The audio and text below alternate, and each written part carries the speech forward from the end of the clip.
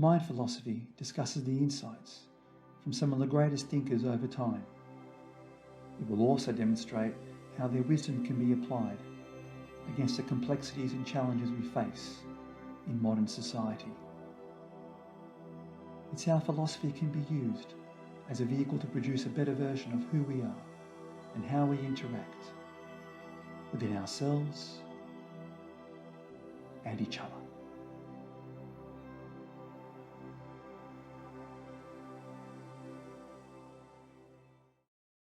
We constantly make sense of everything in the world, of what we consider as common sense. For what is not, perhaps it is not so common. You could even call it nonsense.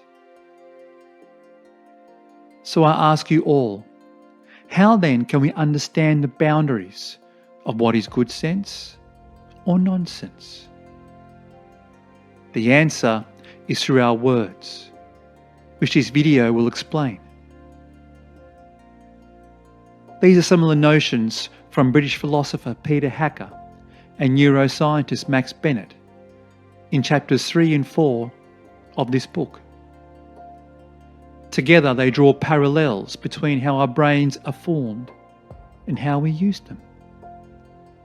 Put simply, how we determine what is of sense and what we deem as nonsense.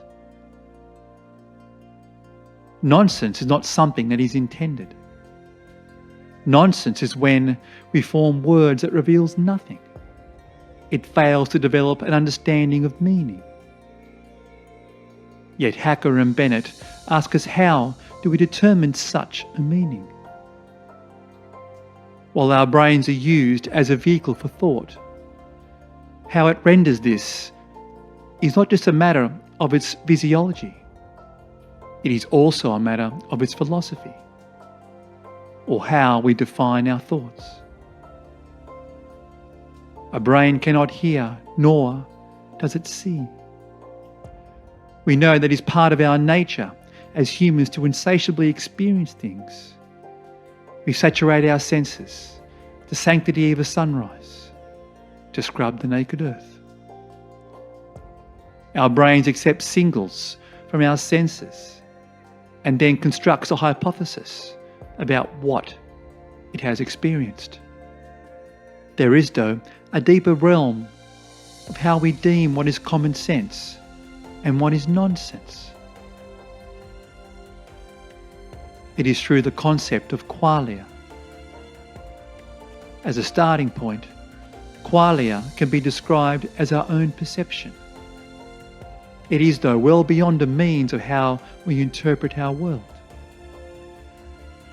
Qualia is a subjective feeling that we possess as part of our own consciousness. It is how we fulfill our experiences and define it in our own unique way. As put by American philosopher Thomas Nagel, he asks, what is it like to be a bat? Yet, there is no one on earth that could exactly describe this. Unless, of course, you are a bat. So we agree, it is not possible for us to describe what it would be like to be something of another species. How often, though, do we come across these same feelings among our own human selves?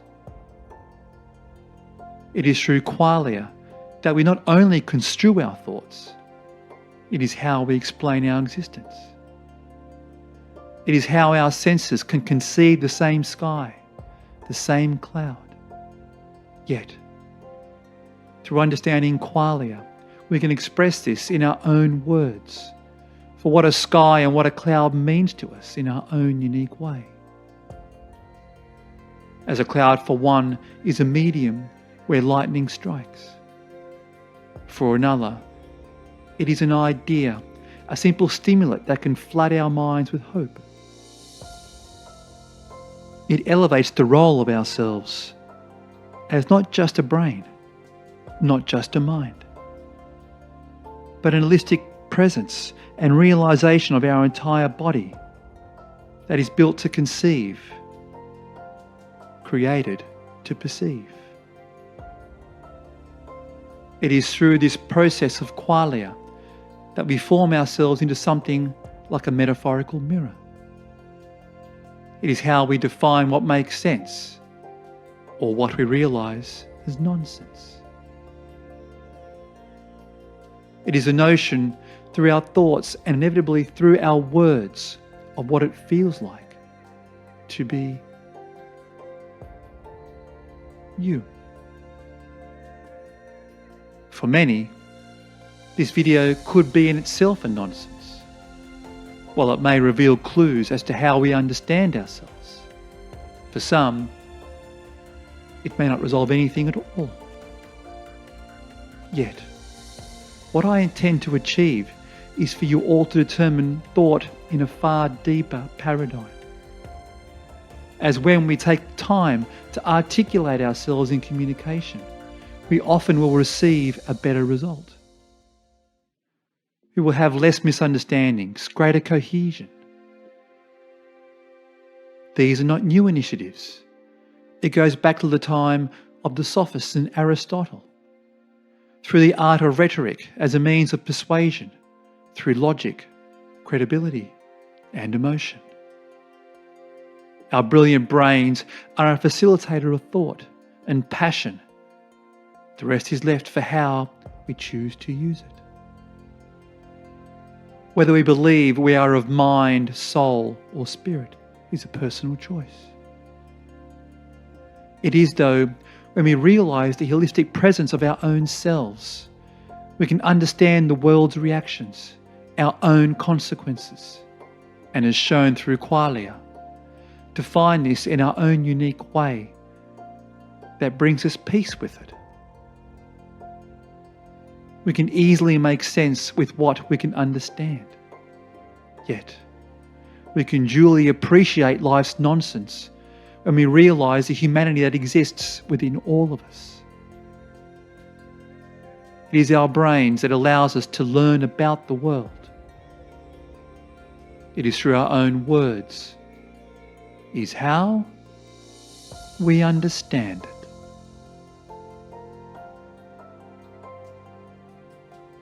Thank you for watching. If you enjoyed this video, please press the like button and subscribe to the Mind Philosophy channel, and leave your comments and tell me the videos that you want to see. I look forward to seeing you on our next journey.